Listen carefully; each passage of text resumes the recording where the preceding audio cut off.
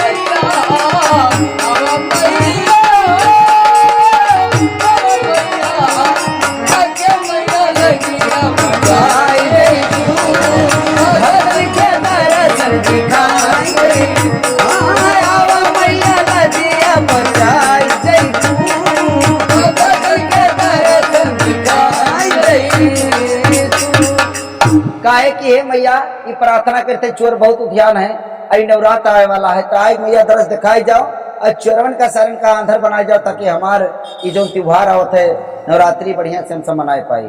तो जय माता दी, फिर मिलते हैं नेक्स्ट वीडियो।